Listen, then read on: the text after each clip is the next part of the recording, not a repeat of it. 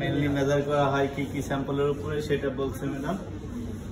আমাদের যেগুলা এই মাল্টি ডিরেকশনে ফোর্স অ্যাপ্লাই হয় যে ম্যাটেরিয়াল গুলাতে সেগুলা ব্লাস্টিং স্ট্রেন্থ করা হয়। তো আমাদের টেক্সটাইল যেহেতু টেক্সটাইলে আমরা নিট ফেব্রিকটা যেহেতু একটা ইয়ানের সাহায্যে তৈরি করা ফেব্রিকটা ইন্টারলাইনিংটা করা, তো আমরা যদি ডিরেকশন ওয়াইজ করতে চাই তাহলে কি হবে এক জায়গায় এসে ফোর্সটা জমা এসে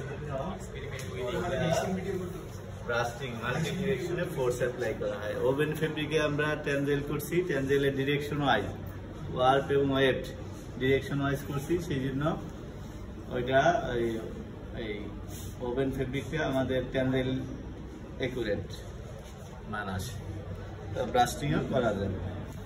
তো আমাদের এই নিম ফেব্রিকের পাশাপাশি বলছে না প্যারাশুট, তারপরে স্নেক, চালের বস্তা, যেগুলা মাল্টি ডিরেকশন ফোর্স অ্যাপ্লাই হয় সেই ম্যাটেরিয়ালগুলা। তো পরীক্ষার সময় আমরা যেটা করবো আমি দুইটা অংশ দিব, একটা অংশ আমরা নিয়ে ওয়েট লেভেল চলে যাব, সেখানে যে ওয়েটিং এজেন্ট পানি নিব আগে 500 বা 1000 সিসি পানি, 500 সিসি নিলে হবে যে স্যাম্পল, 500 সিসি পানি নিব 1 গ্রাম পার লিটার হিসাব করে আমরা 1-2 গোটা ওয়েটিং এজেন্ট দিয়ে ভিজাই নিয়ে চলে আসবো। ওইটা ভিজাই রেখা টেবিল করে আমরা ড্রাই কন্ডিশনের মানগুলো নিয়ে নিব। তো ড্রাই কন্ডিশন তো আমাদের এই ডিরেকশন কন্ডিশন হচ্ছে দুইটা না, ড্রাই কন্ডিশন এবং ওয়েট কন্ডিশন, 1 গ্রাম পার লিটার। তো এই দুইটা কন্ডিশনে আমরা টেস্ট করবো, একটা হচ্ছে ড্রাই কন্ডিশন আর একটা হচ্ছে ওয়েট কন্ডিশন। সেই জন্য বলছি যে প্রথমে আমরা ওয়েট কন্ডিশনটা ভিজিয়ে দিব, মিনিমাম 1 ঘন্টা রাখতে হবে, 1 ঘন্টার উপরে গেলেও সমস্যা নেই, 1 ঘন্টা রাখার মতো অবস্থায় যাতে থাকে আমরা সেইভাবে ভিজিয়ে নিব। তা আমরা এই যে ভিজিয়ে নিছি ওয়েট কন্ডিশনে আমরা ভিজিয়ে রাখছি একটা স্যাম্পল, একটা অংশ আর একটা অংশ ড্রাই কন্ডিশনে আমরা টেস্ট করব। এখন যে মেশিনের সাহায্যে আমরা করব সেই মেশিন স্পেসিফিকেশন এখানে দেওয়া আছে। যদি আমরা বলি hydraulic blasting steam tester, manufacturer ম্যাজডান ল্যাব, কান্ট্রি অফ অরিজিন হচ্ছে জার্মান।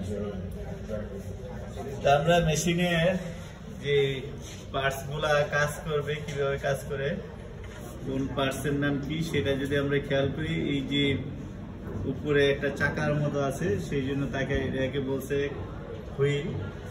এটার সাথে একটা যুক্ত আছে ক্ল্যাম্প, তারা এটার নামকরণ দিছে ক্ল্যাম্পিং হুইল। ক্ল্যাম্প একটা যুক্ত আছে বিদায় এটাকে নামকরণ করছে ক্ল্যাম্পিং হুইল। এই ক্ল্যাম্পিং হুইল কোন ক্ল্যাম্পটা এখানে যদি আমরা ভাগ করি, এটা হচ্ছে আপার, এটা হচ্ছে লোয়ার। আপার মুভেবল ক্ল্যাম্পিং রিং, এটাকে বলা হচ্ছে আপার মুভেবল, এটা তো আমরা বলছি ক্ল্যাম্পিং হুইল। তারপরে আমরা এই অংশটাকে বলছি আপার মুভেবল ক্ল্যাম্পিং রিং, রিং আকারে ক্ল্যাম্পটা আছে সেই জন্য আপার মুভেবল ক্ল্যাম্পিং রিং বলা হয়েছে। আর এটা হচ্ছে লোয়ার ফিক্সড ক্ল্যাম্পিং রিং, এটা রিং আকারে আছে এবং এই অংশটা ফিক্সড, লোয়ারের অংশটা ফিক্সড সেই জন্য লোয়ার ফিক্সড ক্ল্যাম্পিং। তারপরে আমরা যদি খেয়াল করি আমাদের একটা রাবার ডায়াফ্রাম আছে না, এই যে নীল কালারের অংশটা রাবার ডায়াফ্রাম। রাবার ডায়াফ্রামের নিচে আমাদের আছে একটা সিলিন্ডার, সিলিন্ডারের মধ্যে রাখা আছে গ্লিসারল অয়েল, গ্লিসারল লিকুইড রাখা আছে। এই গ্লিসারল লিকুইডটা আমার কার মাধ্যমে ফোর্সটা অ্যাপ্লাই হবে, এখানে একটা পিস্টন আছে, পিস্টন লিকুইডটাকে ফ্লো দিতে থাকবে, ফ্লো দিয়া সেটা উপর দিকে ফ্লো দিয়ে উঠাবে, ফোর্স অ্যাপ্লাই করবে এখানে আমার রাবার ডায়াফ্রামকে। আর এই ফোর্সটা দেওয়ার জন্য আমরা এই যে মোটর আছে সাপোর্ট করবে, মোটর থেকে পিস্টনের মাধ্যমে লিকুইডটাকে ফ্লো দিবে, লিকুইডটা এসে ফ্লো দিবে আমার এই রাবার ডায়াফ্রাম। রাবার ডায়াফ্রামের একটা এরিয়া আছে, সর্বোচ্চ তার এরিয়া পর্যন্ত সে কভার করবে। 30 মিলিমিটার এরিয়াটা হচ্ছে তার এই যে আমরা যে অংশতে ব্রাস্ট হবে সেই অংশটার কথা বলছে, কিন্তু এই যে এটার যে হাইট যে কভার, এখন আমরা জানি নিট ফেব্রিকটা একটু লুজ স্ট্রাকচার, লুজ থাকে। আমরা যদি নর্মালি এভাবে রেখে দিয়ে করি অনেক সময় আমরা দেখব যে এটার উপরে ফোর্সটা অ্যাপ্লাই হয় না। রাবার তার যে যতটুকু এরিয়া ওঠার দরকার আবার রাবারের সাথে ফেব্রিকটা ততটুকু উঠে যাওয়ার ফলে এখানে ফোর্সটা অ্যাপ্লাই হয় না হওয়ার কারণে ব্রাস্ট হয় না, তখন আবার প্রেসার লো হইতে থাকে। তো আমরা যখন ফেব্রিক স্যাম্পলটাকে আটকাতে যাব, একটা অপটিমাম একটা টেনশন অ্যাপ্লাই করে দেব, যাতে এনশিওর করা যে আমার স্যাম্পলের উপর যাতে ফোর্সটা অ্যাপ্লাই হয়। তো যেটা হচ্ছে আমার এই রাবার ডায়াফ্রামের উপরে আমরা স্যাম্পল দিব। তো আমরা যেটা বলছিলাম যে প্রসেস, মোটর পিস্টনকে কি দিবে, প্রেসার দিয়ে ঘুরাবে, পিস্টন আইসা সিলিন্ডারে যে আমার লিকুইড আছে গ্লিসারিন লিকুইডটাকে ফ্লো দিতে থাকবে, ফ্লোটা আইসা দিবে আমাদের এই যে রাবার ডায়াফ্রামকে। রাবার ডায়াফ্রামের কন্টাক্টে আমার স্যাম্পল থাকবে, রাবার ডায়াফ্রাম ফোর্স অ্যাপ্লাই করবে ফেব্রিকের উপরে।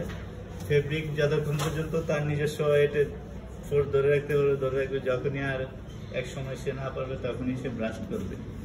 এখন এই ব্রাস্ট করার পরে আমরা যে মানটা পাবো, মান নেওয়ার জন্য আমরা এখানে একটা খেয়াল করবো, আমার একটা মিটার স্কেল দেওয়া আছে না, মিটার দেওয়া আছে এখানে। মিটারের মধ্যে 2 ইন্ডেক্স গেজ দেওয়া আছে, 2টা গেজ দেওয়া আছে, একটা হচ্ছে ব্ল্যাক আর একটা হচ্ছে রেড। ব্ল্যাকটা হচ্ছে প্রেসার আর রেডটা হচ্ছে মুভেবল, মানে মুভ করানো যায় প্রেসার। ব্ল্যাকটা প্রেসার গেজ, অর্থাৎ আমার যখন ফোর্স অ্যাপ্লাই হবে ফেব্রিকের উপর তখন সে খুলতে থাকবে, আমরা যখন প্রেসার ফোর্স করব তখন খুলতে থাকবে।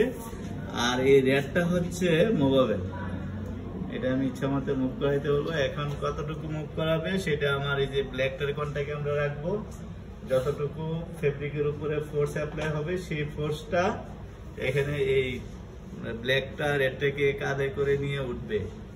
যখনই ব্রাস্ট হয়ে যাবে ব্ল্যাকটা আস্তে আস্তে আস্তে আস্তে প্রেসারটা ডাউন করে তার আগের জায়গায় চলে আসবে, রেডটাকে রেখে দিয়ে আসবে।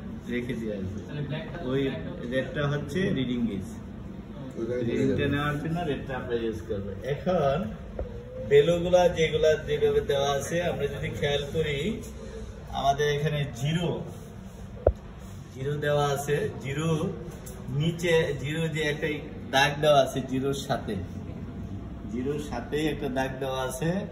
আর আমাদের যে প্রেসার গেজের যে ব্ল্যাক যে গেজটা আছে সেটা কিন্তু নিচে আছে, ওই দাগ বরাবর কিন্তু না, একটু নিচে আছে, দাগের চেয়ে নিচে আছে। আমরা খেয়াল করলে দেখবো ওই দাগ থেকে নিচে আছে স্টার্টিং পয়েন্টটা। তো তারা এই দাগটাকে 0.5 শুরু করছে, 0.5 দিয়ে শুরু করছে। 2 দাগে হচ্ছে 1 হাফ, বারে দেওয়া আছে, বেলুগুলা দেওয়া আছে বারে। এখানে আমাদের 0.5, তারপরে 2 করে হচ্ছে 1, 1.5, 2, 2.5। এই যে বড় যে দাগটা দেওয়া আছে এখানে লম্বা দাগটা, সেটা হচ্ছে 2.5, 250 কিলো স্কেল। তারপরে 1 করে গেলে আমরা 3, 3.5, 4, 4.5 আর 5 তো আমাদের ইন্ডিকেট করা আছে না, 5 ইন্ডিকেট করা আছে। 5 এর পরে যদি আমাদের 1 গড় যায় তাহলে 5.5, মাঝামাঝি থাকলে আমরা ধরে নিব কত হইতে পারে, 5.5 এর অর্ধেক 5.25 দিতে পারি অথবা 3 দিতে পারি। এটা আইডিয়ার উপরে নির্ভর করে আমরা দিব। 2 দাগ গেলে আমরা দিব 6, 6.5, 7, 7.5। এখানে যে বড় দাগটা, এইভাবে ক্যালকুলেশনটা করা। তা আমরা আমাদের যে ব্রাস্টিং এর যে ইউনিট সেটা হবে কিলো প্যাসকেলে। এখন কিলো প্যাসকেলে নেওয়ার জন্য আমাদের এখানে লেখা আছে 100 দিয়ে আমরা গুণ দিব, 100 দিয়ে গুণ দিলে কিলো প্যাসকেলে পাবো বেলোটা। তো আমাদের ব্রাস্টিং এর স্ট্রেংথের ইউনিট আমাদের প্রকাশ করতে হবে কিলো প্যাসকেলে, এটা বারে দেখা হবে। আমরা যে বেলোটা পাবো সেটাকে 100 দিয়ে গুণ দিয়ে কিলো প্যাসকেলে নিয়ে যাব। আচ্ছা, যদি 5 পাই তাহলে 5 এর লগে 100 গুণ করলে 500 কিলো প্যাসকেল, তখন আমার বেলো হবে 500 কিলো প্যাসকেল। আর 500 হয়েছে ভার দেওয়া আছে। আমরা ওইটা আচ্ছা, এখন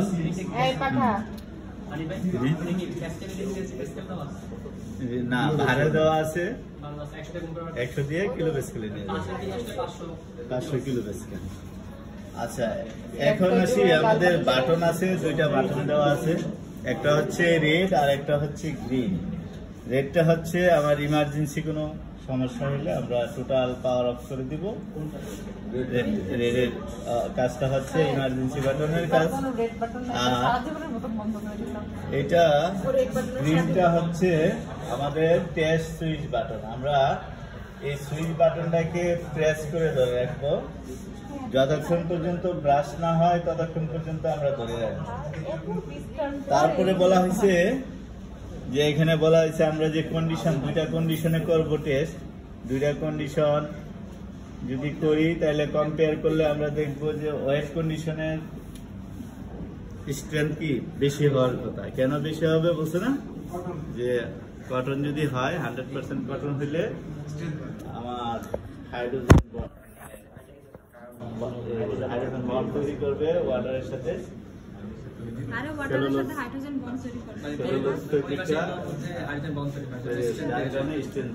এখানে এটার সাথে আমরা একটা